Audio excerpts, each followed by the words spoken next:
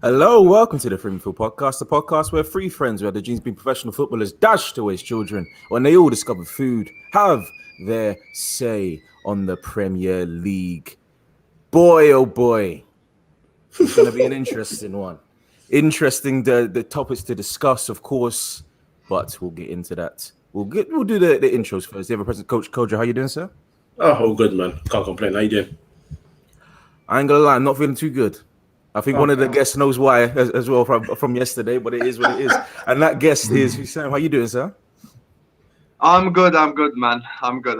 Arsenal aren't our rivals, so I was gonna come for you, but you came for Liverpool Football Club, So shouldn't have done that. I shouldn't have done that. I've learnt my lesson from yesterday, so I'll try my best not to upset you. I won't make any promises, but I'll try my best. And smart promise. Luke joins us as well. How you doing, sir? Yeah, very good. Yeah, pleasure to be on. Looking forward to it. Let's get into, obviously, the title of the show we're talking about Harry Kane. So let's get into that one. I think it's 2 days in a row that he hasn't showed up for training. Coach, what do you make of this whole situation? It's a bit messy. And should it be this messy? It is very messy. It shouldn't be this messy. I think, firstly, Daniel Levy, if there was a discussion last year that people are saying that there was a discussion and they had this sort of agreement that he'll be able to get a move this summer, I think, firstly, the one thing you got to do is negotiate with the club that he would potentially go to, as to let them know the fee, what it is, let him aware that you've told them this is what it is going to be. And if they bid it, you go. If they don't, it is what it is. Sort of like, Man United held back Ronaldo for an extra year before going to Real Madrid. They rejected 120 million, but then he was told if they bid it anywhere upwards of 80 million next year, you go. They bid 80 million, they got their man job done. So I think that's where Daniel Levy messed up, but that's why Daniel Levy is the most difficult person to negotiate with, because he'll never give that power away. He's never going to tell you that if they come and bid 100 million, you're going. He's going to say, if they bid what I agree to, then you're going to go. So that's why Harry Kane, I feel like, has now said, okay, you know what? I'm going to take action into my own hands, because he's seen as the consummate professional. He's seen as the man that will never step out of line. He's still going to work hard and go to training, and he will hope that they get a move for him rather than pushing the agenda. I think at this point, he's just said, you know what? I'm in the prime years of my career. I look at a lot of players in the past that have been in a similar situation to me, and very few have gone out of that situation to move and go on to better things and have that guarantee of winning trophies. He looks at City, and maybe if there are other options on the table, as a more viable option to go and compete for trophies. So, and if Spurs are not doing that, and he doesn't believe Spurs are doing that, despite the fact that they've now got Romero coming in and maybe a few others, then he's got to get his move. So I don't particularly agree with not turning up to training, but at the same time, I can understand and get why he's doing it, considering the person now he has to deal with in Spurs that's going to decide whether or not he gets his move. There seems to be a bit of the Tottenham fans. They've seemed to have turned on the whole situation. They've turned on Harry Kane. Obviously, he was the whole build up. He was one of their own, the consummate professional argument as well. But now he's forcing his move away. Do you understand where the Spurs fans are coming from with this massive switch of I don't know, kind of attacking him now, attacking his character? This happened to us as well when we sold Suarez and Sterling. Like, it's normal. I feel the Spurs reaction, the Spurs fans' reactions are 100% normal. Obviously, they do love him as a player, and they do want him to stay. So I 100% do understand what they're going through, because I've been through it too quite a few times as well. So I know what it feels like. But at the end of the day, Spurs have failed him to an extent. I think obviously when he renewed his contract, probably he would have had promises to at least build a team to compete or do something with it. And we've seen so far nothing serious has actually happened for Spurs this entire transfer window. Like Christian Romero, and I think they signed Gil from Sevilla or something like that. Mm-hmm. But that's about it. And none of us over here are going like, ooh, Tottenham signed Gil and Romero. Like, no one's bothered at all. And I think if Spurs didn't even like take advantage of their strong window when they were meant to push on and win things, aka like before the Champions League final, maybe the Leicester Premier League title winning season, they had a few opportunities to compete and they really didn't. Like during that window, if they had strengthened, maybe helped Pochettino out with 2 or 3 signings, they probably would have done something, but they haven't done something so far. And Kane is currently, I think, 28 or 29, and to this very second, he's yet to win a trophy. So when you look at it from his perspective, he can't end his career on nothing. Like Gerrard, for example, didn't win the Premier League at Liverpool, but won everything else basically. So this is where like the difference lies between a few players. And if Harry Kane decides to retire at Tottenham, obviously he will be, like, I think if he stays there, probably the record holder for goals. But at the end of the day, when he's going to sit back and just be on holiday somewhere after he retires, he's gonna look back and go like, man, I wish I made that big move, because he's going to be trophyless. We all, I think we all agree for the next 2-3 years we don't really see Spurs winning anything unless like there's a serious manager employed and a serious 2-3 transfer windows. So he's fighting an uphill battle, and I understand 100% where he's coming from with the thing. Spurs fans maybe want him to be professional. They have the right to think that way, but I'm looking at it more from Kane's perspective, to be honest. And let's talk about Kane's perspective. Obviously, the team that he seems to be most interested in is Manchester City. He's obviously I think it was before the Euros, he spoke about Kevin De Bruyne being a fantastic player and he wants to play with him, pretty much selling himself to a degree. But from Manchester City side, I don't think there's really been that much interest from, say, Pep per se, because obviously the talks are that it's Grealish that is Pep's number 1 target, and we'll get into him later as well. But if Kane was to go this season, do you think City is the most likely destination, Luke? Yeah, I think so. I mean, that position is there, isn't it? Aguero's left for Kane to come in. But I think City are in quite a good position with Kane doing this, in that if he's going to try and force a move, City can always sit back a bit and see how it plays out before firming up any offers or interest. I think there was rumours, wasn't there, about £100 million bid earlier in the window. So yeah, I feel like City's stance is we're not going to be held to ransom over it. We're going to see what happens, and maybe this is Kane's idea of, well, maybe they won't bid the money, so I do need to force something a little bit. But I think City is definitely the team out there that seems the most likely for him to move to.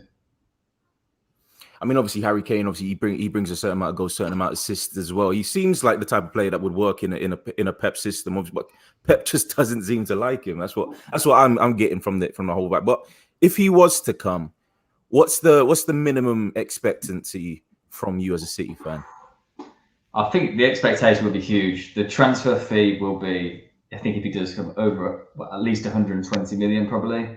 I think you expect him at least 40 goals a season, all comps, probably. Is it a Champions League thing as well? Difficult one. Say it to the chat. You know what, you'd think so. If City sign Kane and Grealish and don't win the Champions League in the next sort of 2-3 seasons, you would say I think that's a bit of a failure, because they're almost the players to complete, I think, the squad, aren't they? Which probably the thing we didn't have this season was that fit striker that maybe would have got us over the line. Harry Kane certainly is good enough and would do that. So, but I think the expectation would be super high if Harry Kane joins. Spurs, obviously, no trophies in. I'm saying that with a smile on my face as well. No trophies in the last since 2008. 2008. So, do we count the League Cup? Really blame him. I mean, he's had a Champions League final, which he was injured for. Then he had the League Cup final. Well, exactly. Then he had the League Cup final, which who did they lose to? They lost to City. City. Oh yeah, was City? Yeah, it was the last one. Yeah. So from his perspective, is it he's done everything that he possibly can for this team? But it was also the title run as well. In was it the finishing third in the 2-horse race? Big up Arsenal for that one. But that's the only time I'm going to big up Arsenal at all in this podcast. But yeah, as there's obviously the I think he'll get the top goal scorer overall of the Premier League or in England, but it's Tottenham's top goal scorer, which he is. Never mind, screw that. I've lost my question. I don't know why. Just take over, coach. I don't know why. What's happening? I don't know. I think are you leading towards that? Does he deserve a move? Yeah, there you go. Yeah, sorry, I don't know. My head's gone. Oh, that's all right. That's all right. I picked up Arsenal. That's why he threw me off. You're still recovering from yesterday. It's right. It is what it is. Does he deserve a move? Look, I think for Spurs, I'll look at it like this. You have someone that's been a prominent goal scorer no matter the type of season that you had. Last season was not a great season, yet in the Premier League, he was the top goal scorer and the top assist record holder in terms of the season. So he had a phenomenal season by his own individual standards. He still did his thing. He still produced numbers. He's a striker. He did what he had to do, and he's added playmaking to his skill set as well. That's why he was able to get so many assists. So on an individual standpoint, he's done his own thing. But I don't think the frustration comes with, even though and Spurs fans will know as well that they have a lot of frustration with a lot of players that they've had. But I don't think that's what it comes down to. I think, just like we've said here before, just like Lucas said, I'm sure Hussam said this many times as well. He said it as well with not building on after the Leicester season, and then after Chelsea won it, they finished second behind Chelsea. Another great season. If you're a player and you are sitting there saying, my team got, I think, for people that love numbers, I think it was 86 points. You finished second behind a fantastic Chelsea side, and you know that if you add maybe 2 or 3 extra players to that team, it improves you that much more. You as a player, you want that to happen. But if you're sitting there and you're saying, my manager's not getting backed, the owners keep doing this, there's always a cycle with Spurs where they have a glimmer of hope, and then the owner, whether it'll be Levy or back in the days, Alan Sugar, will slap it down and just say, you know what, we've reached your limit, is what it is. You're talking about a team from the years that had in one team, Bale, Modric, Van der Vaart, Adebayor, Crouch, Defoe, like people that were giving you good games, and then they had one window and then they lost Bale, and then Vlad Kirikes came through. Lamella did not do anything. Ericsson was a good signing, to be fair to him. But other than that, the rest of them did not succeed in any sort of way. So Dardo didn't work out. And then you rebuild again. Wanyama comes in, Dembele comes in, Dele Alli comes in, Harry Kane off. Finally, all his loans are done, and he's become the striker that you want him to become. You're building something, and then you get close, and you're maybe 2 signings from building the team. Dembele is getting a lot of injuries. Wanyama couldn't play more than 15 games in that season at some point. Bolster the team. And you, as the diamond, you want that team around you being built. You want to say, now I know that we're really ambitious. And it's the ambition, it's the lack of ambition. As a player, you're going to feel that. If Daniel Levy is not backing the manager, if Enoch is not backing the manager to push the team on, as a player, at some point, you're going to sit there and say, well, if I keep doing what I can, scoring all these goals, and I'm coming away with nothing, what's the point? You know, when we used to talk about, to this day, people still talk about Ronaldo and Messi. When Ronaldo joined Real Madrid, for the first 3 years, the guy scored 30-something and then 40-something, and came away with 1 Copa del Rey. If he sat there and he said, you know what, I'm not winning anything with Gago, Drenta, and all these guys, who would begrudge him saying, I want to leave there? But they bolstered their squad. They got their team better. They got a strong midfield, and they went on to win so many things. Barcelona at some point lost their diamond sort of in the midfield 3. They lost their linchpins, 2 of them anyway. They started replacing Dani Alves with players that weren't good enough to play in his position, all of that. And at some point, he was fed up. He was looking to leave as well. They had to practically beg him to stay. But this is what it is. If you are the man in the team and you're looking around and the club is not doing enough to push the team forward despite what you do, at some point, enough is enough. For Kane, enough is enough. How much longer do you want to stay before he says, I'm out? He can't do that. So, again, I don't agree with training, but has he done enough to warrant a move at this point? Yeah, I think it would be stupid for us to say he doesn't deserve a move. He deserves a big move. He's a big player. Big player, but he'll obviously demand a big fee as well. But to that, I mean, I said earlier that Man City, Pep doesn't seem to be that much interested in buying a Kane. Obviously, but the options that are there, which might piss off a few of the other fans. So, is Manchester United or is it Chelsea teams that would warrant getting a Kane, because you're almost guaranteed trophies at Manchester City. I mean, the Champions League victory came as a shock to us, I imagine all of us here, but they won it regardless, and they do look exciting. But you can't say that a Premier League, which is what Harry Kane wants, is oh my God, is once again I've been thrown. But you can't say that it's the Premier League. It's the Premier League. That's what Harry Kane wants. And does he win that at a Chelsea or a Manchester United per se? Let's go, you, Hussein. Just on what Kojo said as well with Tottenham, I 100% understand, and I'm not saying he's doing this. Obviously, like comparing the Barcelona and Madrid situation, the problem is at Tottenham there's a mentality like problem. So even like here's the thing, even if they did sign, it's not even a guaranteed thing for them. You know, as Kelly said, it's in the history. So the thing is with Tottenham, I feel like Tottenham and Liverpool were actually in similar trajectories. I feel like under Poch and under Klopp. With Klopp, he finally got to the two final missing pieces in Alisson and Van Dijk, which actually finally propelled us to being able to win the Champions League, win the Premier League. If Alisson and Van Dijk were not signed, or either of them, like if it was just Alisson or just Van Dijk, we wouldn't have won the Champions League or the Premier League. So Tottenham were in a similar position to us, but never really strengthened in the window, and I don't see them strengthening. That's what that's what happened with Tottenham. He's had enough. He's had enough of that. Anyway, with the question, like with Chelsea and Man United, I think at Chelsea he probably will go on. If Chelsea sign Kane, they win the league, simple as. But the problem is Chelsea do not like to deal with Spurs don't like to deal with Tottenham Hotspur.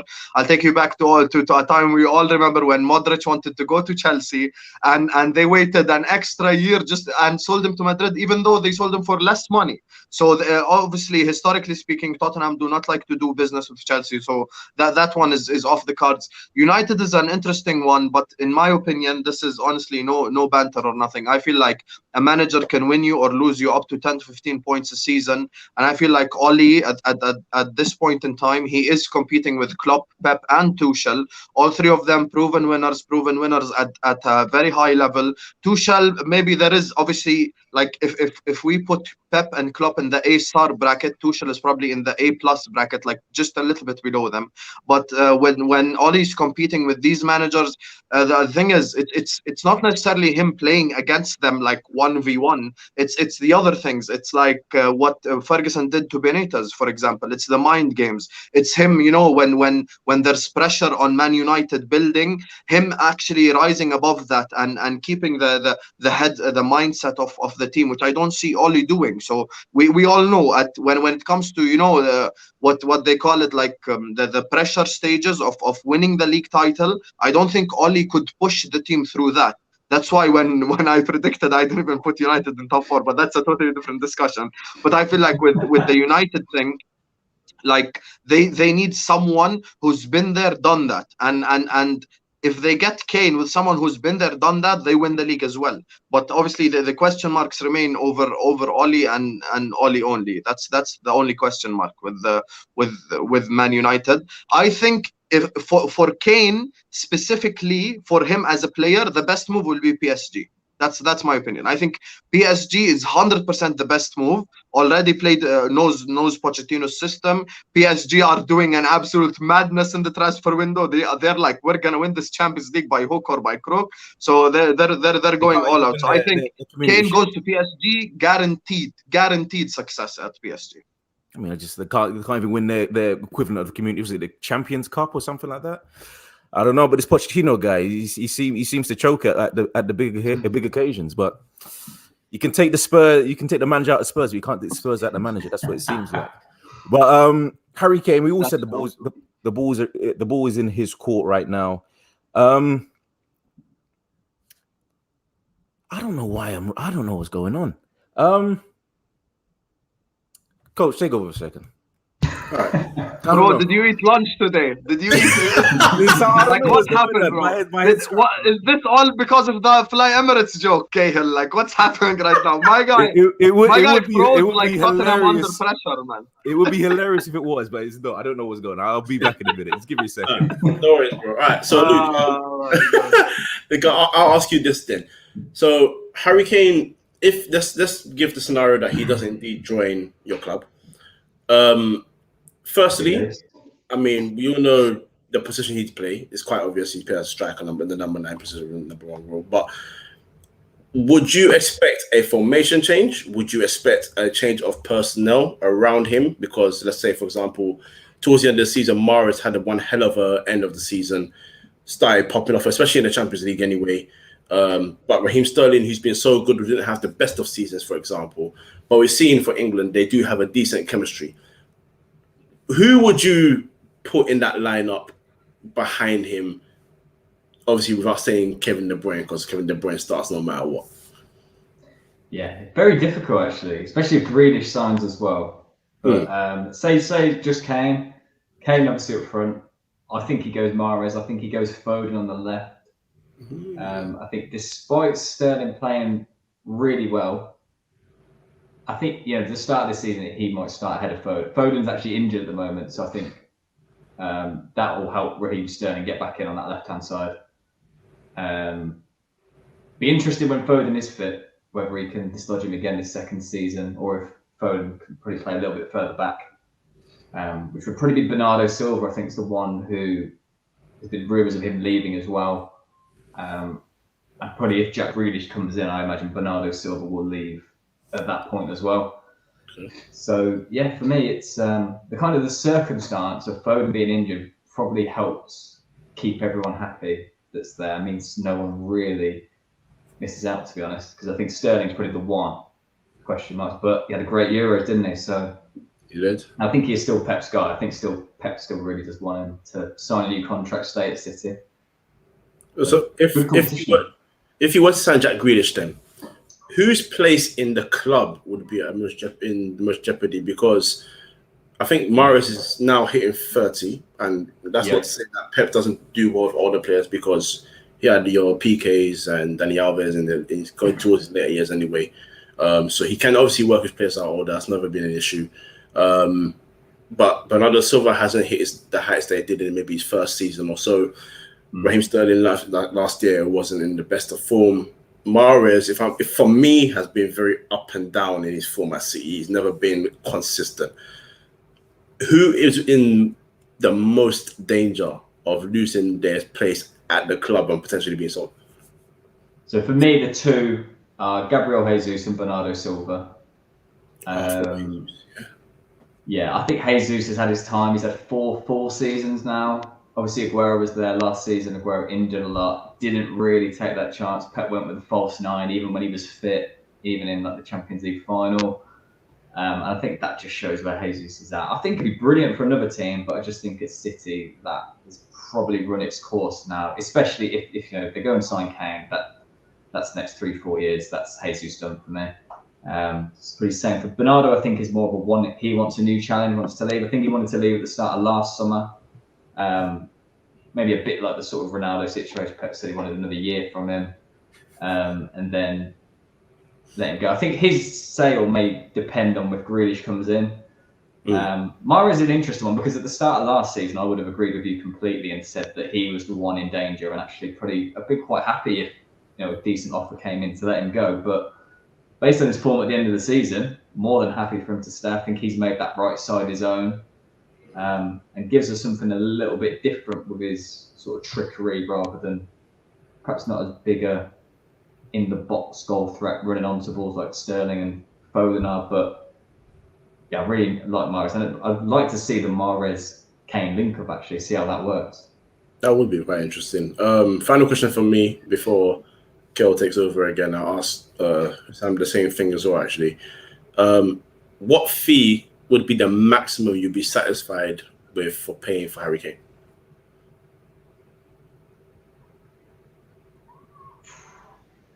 $120. Maximum, nothing more than that. No, I think it's silly money. It's a mad situation because it's ridiculous money anyway. And it's not my money, so to be honest, True.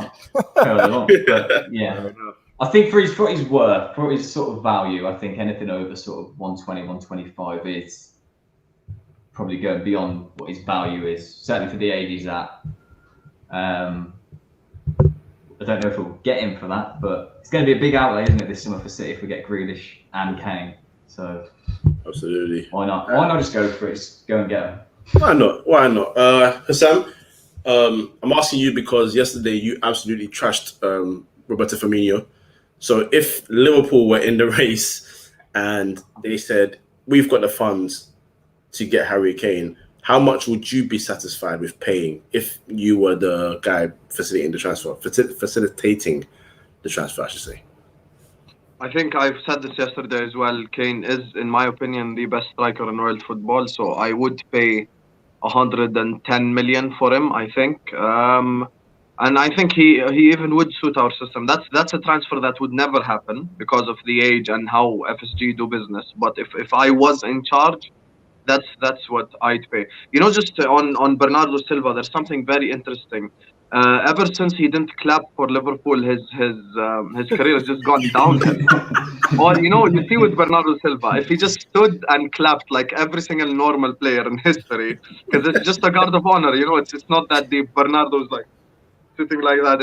If he just clapped, like, I think his career would have progressed normally. But Bernardo is just one season wonder, hands down most punchable face in the Premier League out of all players. So I'm glad he's out of this league, man. I can't stand this face. So I'm happy to see him go out of the league.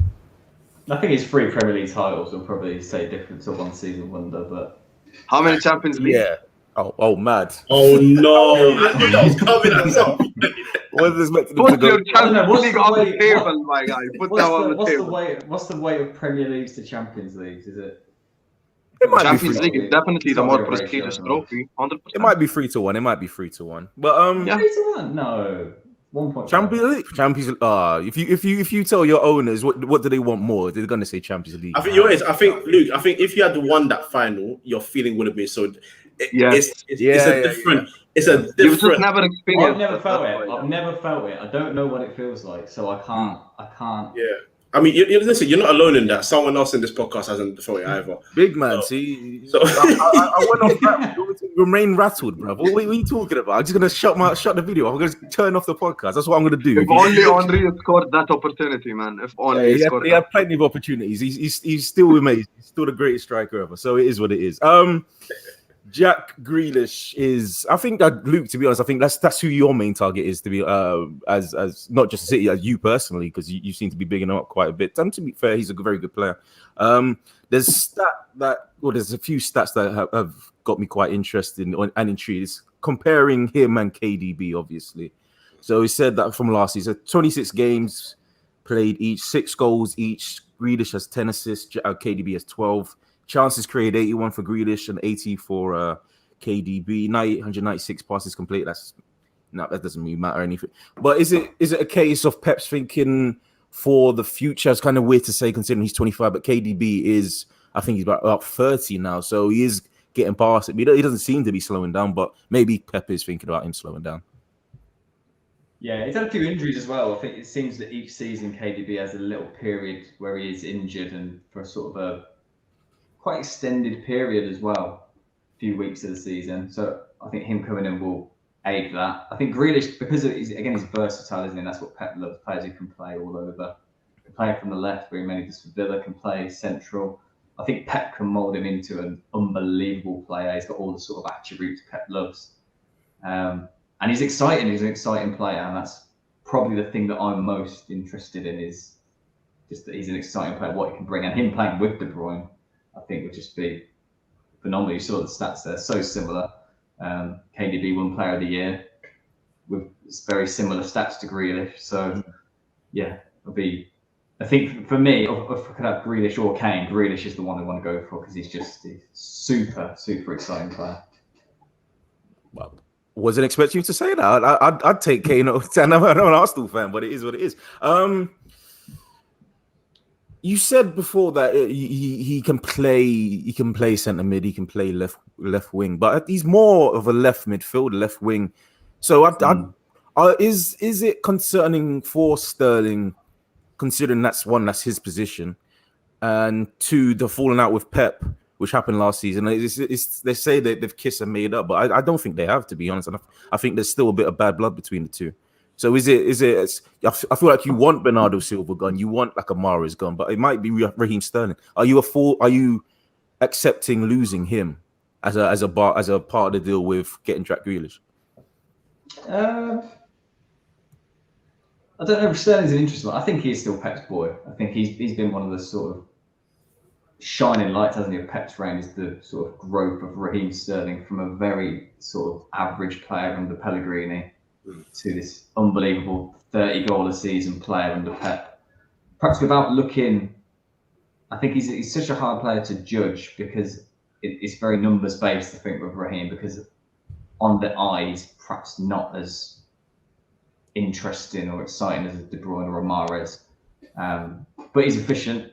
I don't want to lose Sterling. I think he's still got a City future. I think the thing that maybe City have that other teams don't is just unbelievable competition for places, where it very much is a squad game at City, whereas maybe I think we've seen with Liverpool, certainly the front three, it's very much it's those three, and then when coming in isn't up to the standard, which maybe is what's cost them perhaps this season, being a drop off from the previous two unbelievable seasons.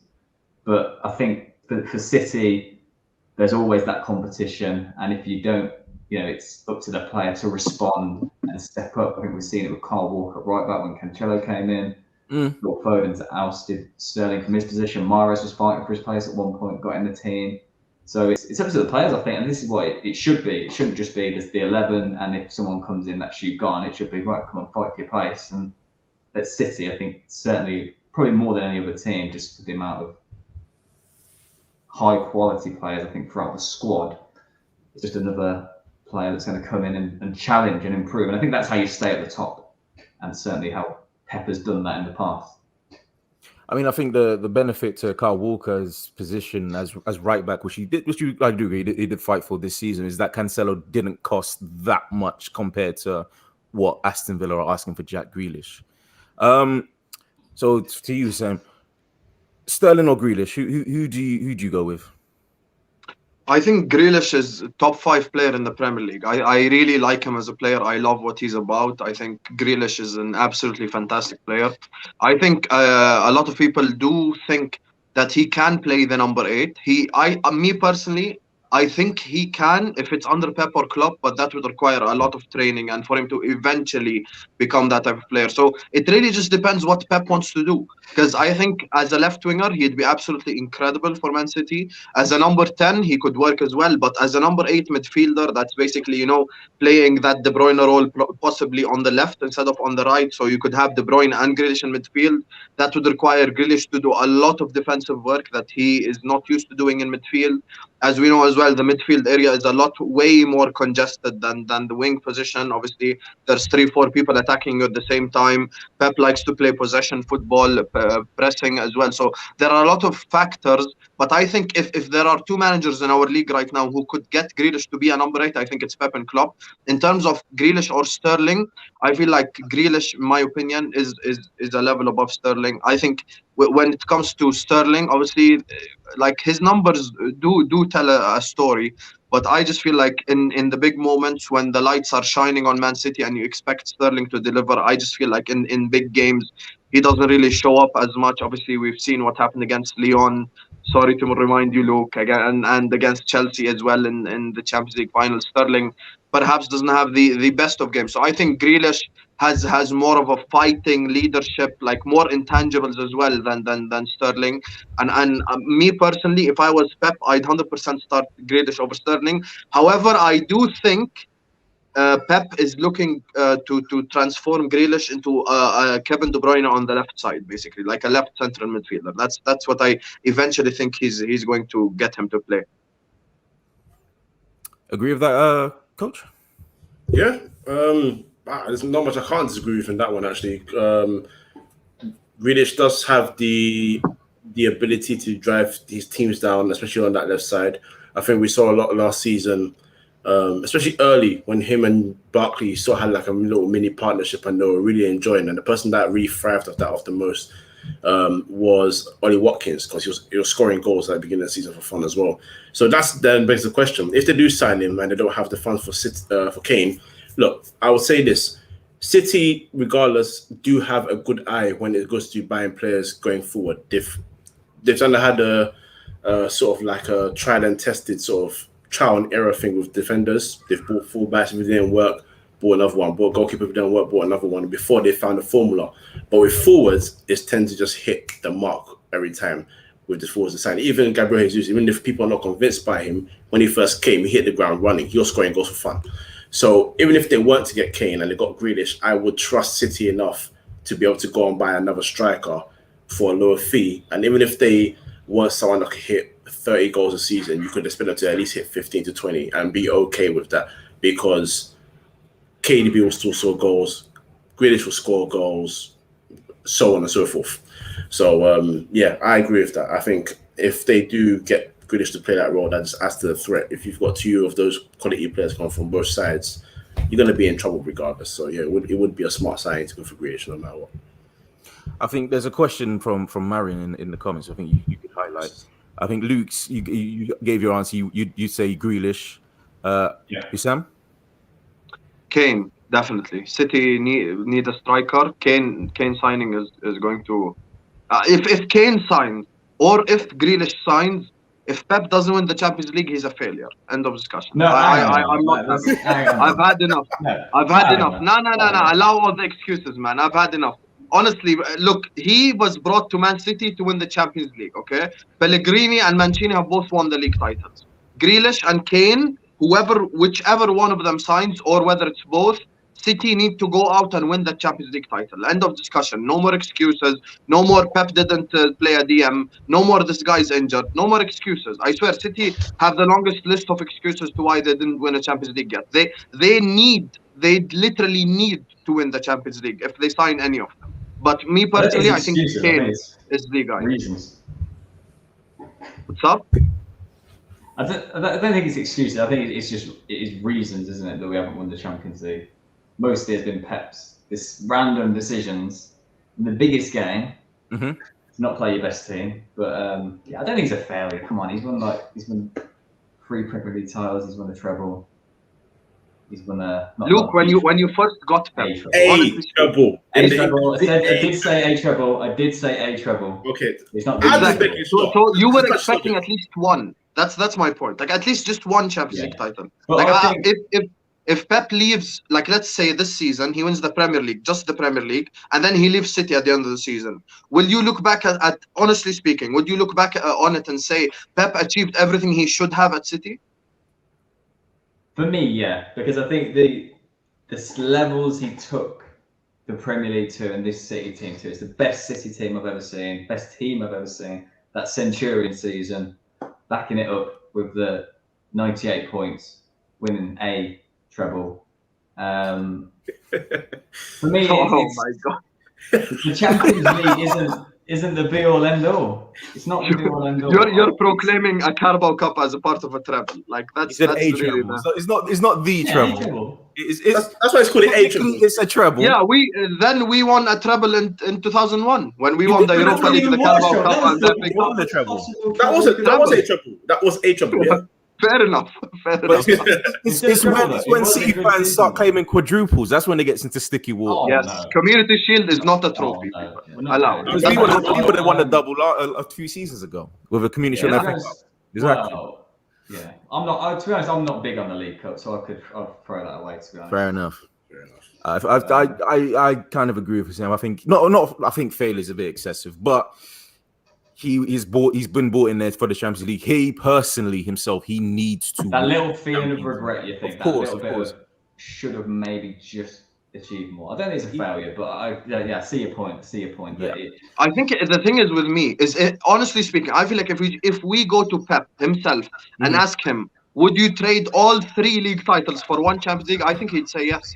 honestly speaking, because getting the Champions League for Man City would be a massive accomplishment compared to the league titles. Like that's the thing, because they've never won it in their history. So that has more weight. Like I could argue that Mancini's like first ever Premier League trophy for City probably holds more weight than any of Pep's league trophies. Like you could make that argument based on the fact that he won it for City after a really long time. Like he came in, won the league for them after a really long time. I feel like with Pep, there are literally quotes from the City owner saying we hired Pep to win the most prestigious competition in Europe. And I feel like the reason I said no excuses is the level of teams besides this year that Pep has went out to. I feel like no excuses, because they went out to Liverpool, not the strong Liverpool, the Liverpool who finished fourth. They went out to Monaco, they went out to Lyon, they went out to Spurs, which is an absolute travesty. So you see, like, my thing is, it's not like they're getting there and then losing to a Madrid, losing to a PSG, losing to a Barcelona. They're actually losing to clubs you'd expect City to beat. That's why I said you might think it's excessive. My opinion, he's failed so far. My opinion. Well, most points ever in a Premier League season. Yeah. First ever domestic treble. Never been done before. Who's the guy who had the little comment up saying, "Oh, you won a triple"? No one else has ever done it, mate.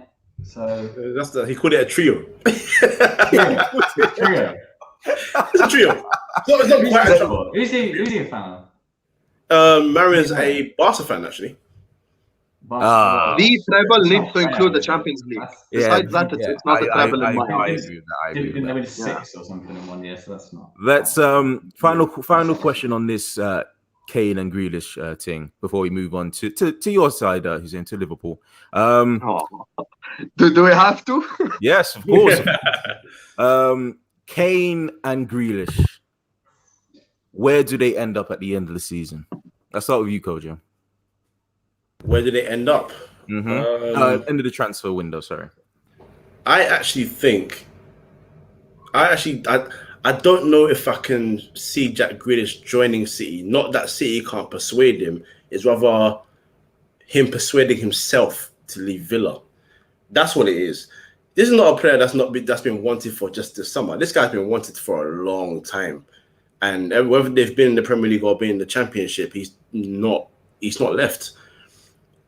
He's someone that is very difficult to get because he is one of the, what people love these days, the really loyal footballers, the people that love their hometown club and really want to stay and do things at their club. And truth be told, the way they're moving in the transfer window so far, which has been good, they've bought very well. He might be excited at the prospect of playing with Leon Bailey and Buendia and having like a 4-2-3-1 formation, Joe McGinn behind him, where those three can supply Ollie Watkins and maybe another striker if they'll sign one. That could excite him. On the other hand, he could be excited by the idea of, I play with Kevin De Bruyne. I see Sterling a lot more, not just England. You know, Mahrez is a great player. You got Diaz in the defense. You got Fernandinho, at this point, a City legend and one of the top defensive midfielders we see in Premier League history.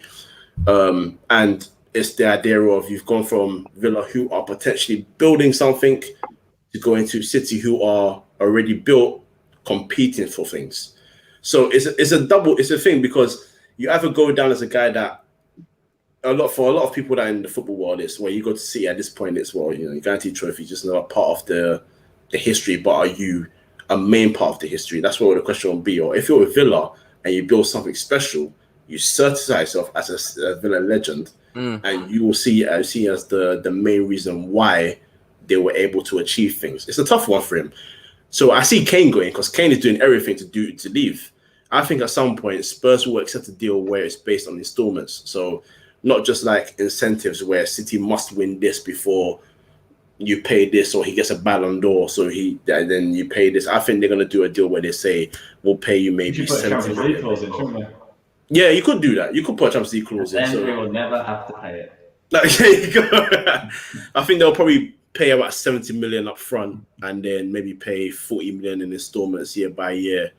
And then throw in the extra. If we win Champions League, you get 10 million on top of that, just to make it 120, make it easy, make it safe for them. So I think that's what happens. I will be very surprised if both of them or one of them does not leave their clubs. One of them is definitely leaving. And if City can't pay the money for Kane, Kane will go somewhere else. I firmly believe that. Where? Probably, it'll be abroad. I think it'll be abroad. I don't think Man United have to. Family, isn't it? Yeah, because you're already hearing rumors. People say Man United, but the thing is, you're already hearing rumors that United are looking to make a bid for striker next season. So Kane and Haaland is not a viable option this season anyway. So that needs to be thrown out the window. And truth be told, if I'm Kane, I'm not even myself. I'm not even fully convinced like that by Man United. So I wouldn't expect Harry Kane to sit there and say, "I'm gonna run to Man United as well." It's not a Alexis Sanchez deal. That's not what's happening here. It's I need to win something, and it's not the position that Man United were in where they lost the title by a goal difference, so they got Van Persie. It's not that situation. This is Man United are still trying to build something. It's about progress, and they went to a final and they lost, just like they've been to semi-finals and lost. He needs a guaranteed trophy at this point. So if it doesn't go City, I genuinely see him either going PSG, like Hussam said, or going to Spain somewhere. I know the fees are not there for Barcelona, so there's only one viable option. But Real Madrid, I think Real Madrid would be the only club that would push all boundaries and sell others to make sure they could get that one guy. They don't care. Barcelona are selling people to keep their one man already. They've already signed him to a new contract, and they're still going to sell people just for his sole purpose. They don't care about Kane. Yeah, well, yeah. So I'll say Madrid, PSG, or Man City. Luke? In terms of which one do I think will... Yeah, I would want Grealish, but I think Kane is the one he's forcing it, isn't he? So I feel Kane could be the one that does happen. I think maybe both of those, to be honest. Hussam? I think Kane goes to PSG. Grealish stays at Villa. I think City are going to hold out to buy Haaland next summer. That's my theory. Okay. Very interesting. Let's now go to Liverpool. Obviously, the signings aren't... You're not signing that many players, but you are signing in key positions. There's obviously not backup defense, but the defensive partner to Van Dijk in Konate from Leipzig. Are you happy with that signing? Is that something that impresses you? Is that something that was necessary? Yeah, I'm 100% happy with Konate. 100%. Very good signing, very young as well. Pacey, physical, good for the Premier League. He's going to learn a lot by even just training with Van Dijk. So I think that's a very good signing. And there was a comment from you yesterday, aside from the Arsenal stuff, where you were talking about Liverpool, where you were saying that if Saul Niguez was to come to partner Thiago, to partner Fabinho, that you guys were a shoo-in for the league title this season. Why do you think that? Why are you so confident in Saul being the missing piece? I think with Saul, it just makes sense. It's like the most sensible transfer this entire window. He's in the price range of Liverpool Football Club. He's a high work rate player. He's available. Never had an injury in Atletico. Knock on wood. I don't jinx it when it comes to us, but no, never had an injury at Atletico. Very versatile. Literally can play centre back, left back, right back, CDM, CM, CAM. Could play false nine in certain games. So even like for Klopp's system, he would suit us perfectly. He would offer a lot more than what our midfielders offer, and I feel like with Saul, a midfield of Fabinho, Thiago, Saul is genuinely unstoppable. Honestly speaking, that would just be a crazy midfield. You'd obviously have Fabinho, the top three CDMs in world football. Saul and Thiago, obviously, as the two number 8s, would be absolutely incredible. The reason I think with Saul we would challenge. Without Saul, we don't challenge. With Saul, we challenge is obviously the midfield options. Because losing Gini Wijnaldum, Henderson has picked up a lot of injuries recently. Naby literally has Weetabix legs, so I don't even count him. Oxlade-Chamberlain comes in, plays 2-3 good games, sells us dreams, and then is just injured again, probably dancing to Little Mix songs. So I'm done with those two. Matip, absolutely useless in terms of injuries. So because that's why Konate is a good signing. So with Saul, like, here's the thing: people think I'm joking. If we sell Oxlade-Chamberlain and Naby Keita and buy a Bissouma, Bissouma would play 3 times the games both of them would play combined. I was talking to a Liverpool fan tomorrow, and he said we can expect 5 to 10 games from Naby Keita this season. If you're expecting singular digit games from a football player, why is he at the club? Now, unfortunately, Klopp is not immune to criticism. Unlike Luke, I do criticize my manager, even though he gave me everything I wanted. I feel like with Klopp, his main problem is loyalty. He is loyal to these players. He wants to keep Keita. He wants to keep Oxlade-Chamberlain. He wants to keep Matip. So that's a problem with him as a person. So and I feel like with the midfield options, Saul availability is the best ability. He would be absolutely incredible. That would only leave the forward line needing improving. But even if we sign no one in the forward line, just Saul, I think we challenge for the league title, because I'm of the belief the only 2 teams in the league who could win 15 to 16 to 17 games in a row are Liverpool and City. I don't think any other teams are capable of doing that, whether it's the manager, whether it's the players, whether it's whatever. I think it's just these 2 teams who can, go on a really long winning streak to challenge for the league. I do agree. I think Saul, Thiago, and Fabinho is a very good. That's probably maybe the best free centre mid options in the league if that was to happen. Is it a winning combination, though, Coach? That's something you, hand on heart, say you agree with? No, this is where I feel I'm a bit worried, but not worried, because I don't worry about Liverpool. But I think they have a jam-packed midfield, so that's a fair thing to say. Obviously, Henderson's captain. So the question of when Henderson's fit, I think he starts for Liverpool regardless. He's the leader of the squad and all that. Klopp, when he's able to, will rotate. Henderson will not start every game, but if Henderson is there, I would never drop Fabinho. I agree. I think Fabinho is maybe even not top 3. I think top 2 defensive midfielders in the world. I still would put him and Busquets in that top 2. Casemiro has kind of not been as great as Busquets. I don't put Kante as a defensive midfielder. That's why. So that's why I wouldn't put him in there. I'll put him as a central midfielder. But yeah, because Busquets has still maintained his class. It's just the other ones around him that are bums. Right. Especially PK. PK is done for. But back to the point. I think Thiago would be the only one that's droppable because he didn't start off well at Liverpool and he didn't have a great Euros. He's a good player. He's a fantastic player. I know he sounds laughing. That's not me trying to put him down. The guy's a phenomenal footballer, but he's not had the best time at Liverpool. So I feel like if I looked into that Liverpool midfield, yes, Henderson for me would be the person that I drop, but because he's captain, I just see him playing a lot more games. And if you said Saul or Thiago, I still think Thiago's a better player than Saul, but because he hasn't hit the ground running and he is someone that is quite injury prone as well, Thiago, I think Saul being available most of the time and being able to play a lot more games, I would just trust him a lot more to play next to Fabinho and maybe Henderson. So is it a winning midfield?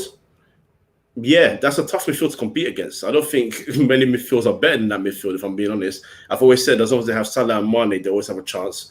And yes, they are getting their defenders back, but like I said yesterday as well, Van Dijk, first major injury, so let's see how he deals with it.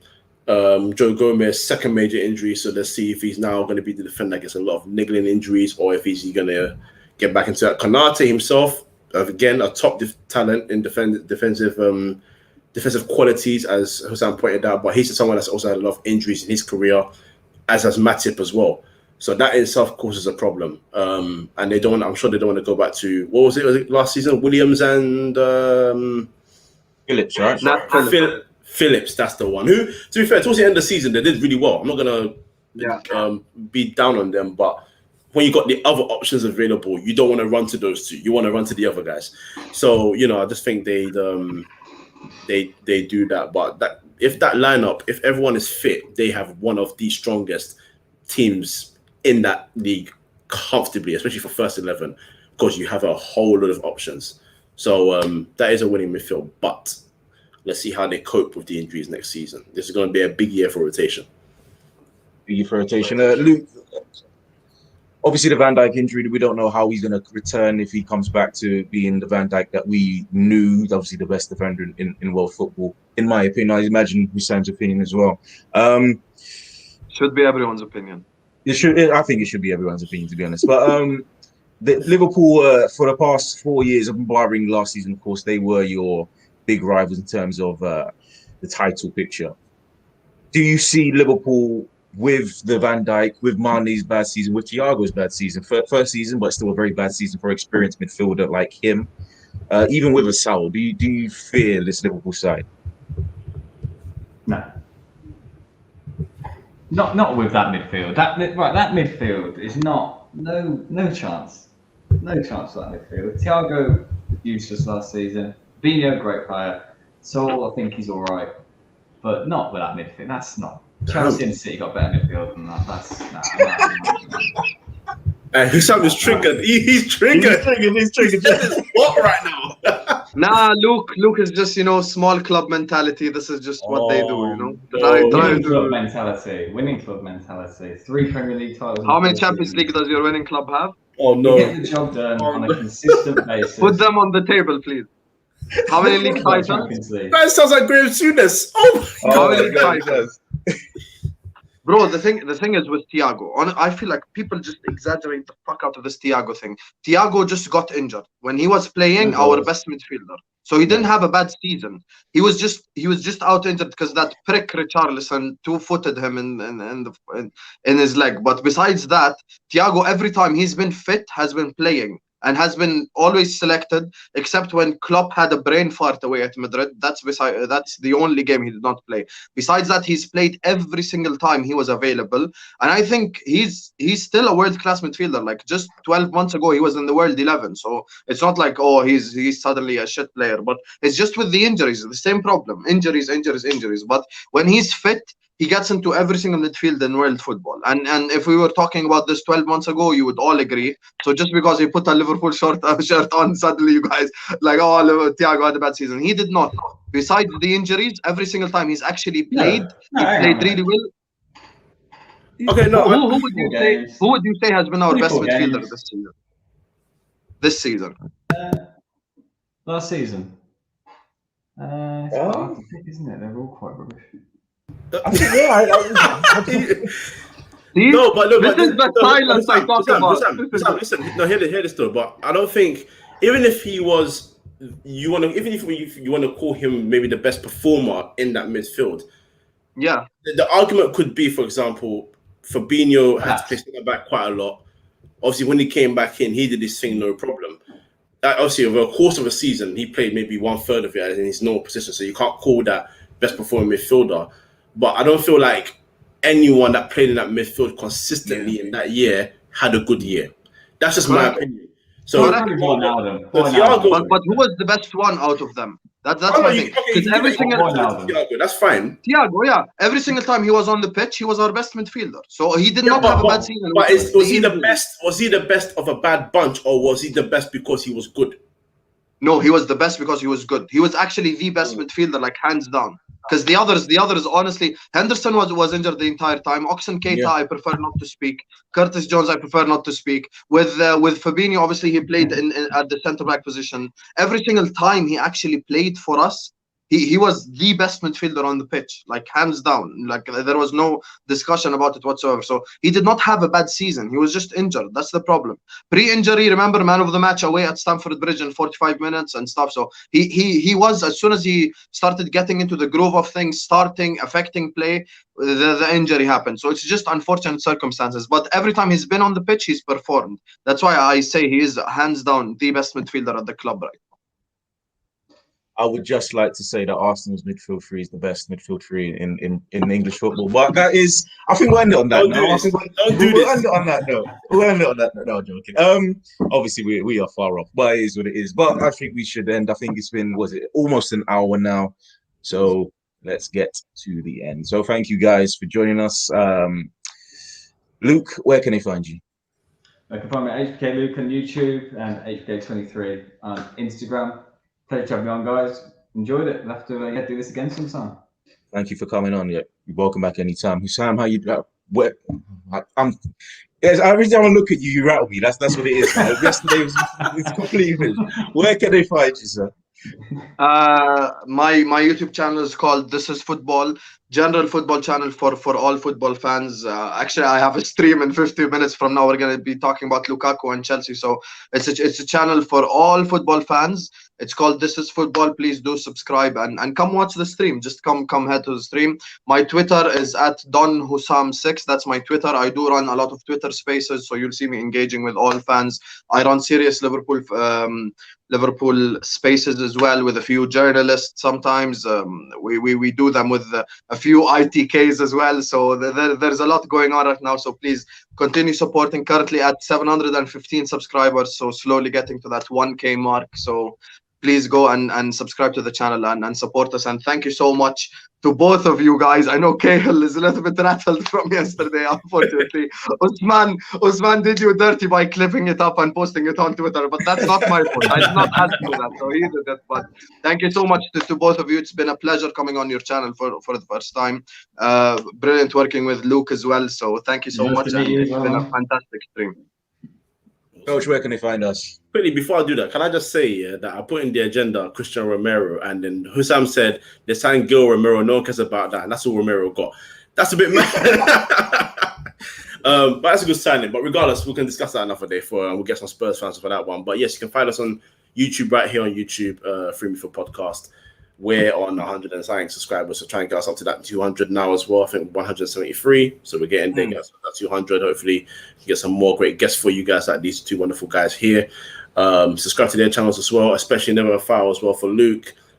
Feed the Goat is his Man City show, and this is football. 15 minutes, like he said, he's going to be on talking about Lukaku and Chelsea. So I'm going to be there watching that as well. That shouldn't I really? Yeah, Feed the Goat on Never a Foul. There you go. You gotta plug your thing, bro. You gotta plug your thing. So big up Daps, Tyrone, and everybody else in that chat and from Never a Foul as well. And yes, so 3inMidfield podcast on YouTube, and 3inMidfield for Twitter, Spotify, SoundCloud, and Apple Podcasts. There you go. Ever the professional coach. This has been another episode of the 3inMidfield podcast. Good night.